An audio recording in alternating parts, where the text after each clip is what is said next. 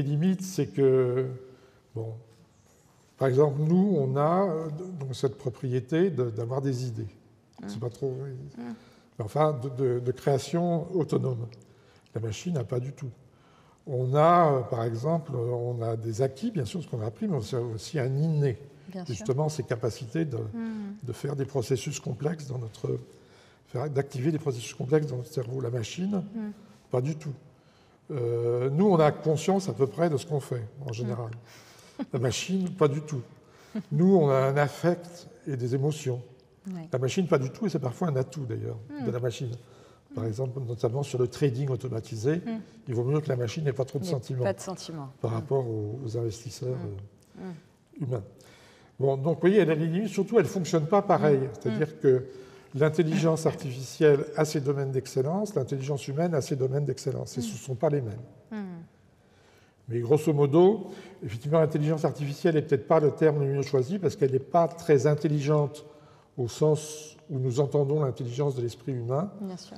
En revanche, elle a une capacité de traiter un nombre considérable à une vitesse fantastique, un grand nombre de données, ce que nous ne savons pas faire. Ce qu'on ne peut pas faire. Si je vous dis 10 nombres, je vous demande de retenir la séquence.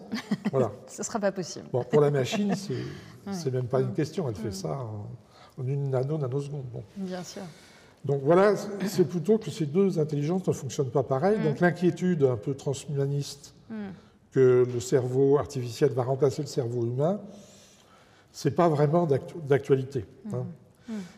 En revanche, on y reviendra peut-être, le fait que l'intelligence artificielle générative puisse nous servir de sorte d'exocerveau, comme il y a des exosquelettes, on a un exocerveau, une prothèse du cerveau, qui va nous permettre de réaliser un grand nombre de tâches très rapidement et beaucoup plus efficacement qu'on ne l'aurait fait avec notre esprit humain.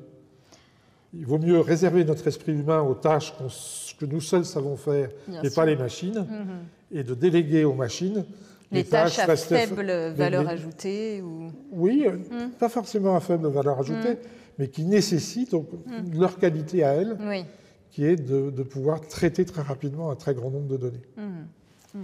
Et alors, si on en revient aux IA génératives, le fait qu'elles se soient si rapidement démocratisées, leurs progrès, en fait, sont-ils source d'amplification de la désinformation? Est-ce que... Alors, bon, on l'a dit tout à l'heure, elles sont, pour les hackers, pour les falsificateurs, elles sont effectivement un outil.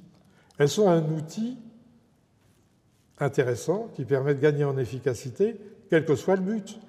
Si le but est d'optimiser l'organisation du travail, elles le feront bien. Si le but, c'est de tromper les gens, de manipuler les esprits, de déstabiliser les élections en Roumanie, par exemple, ou en France, elles le feront très bien aussi. Donc le diable n'est pas dans l'outil, il est dans l'usage qu'on en fait.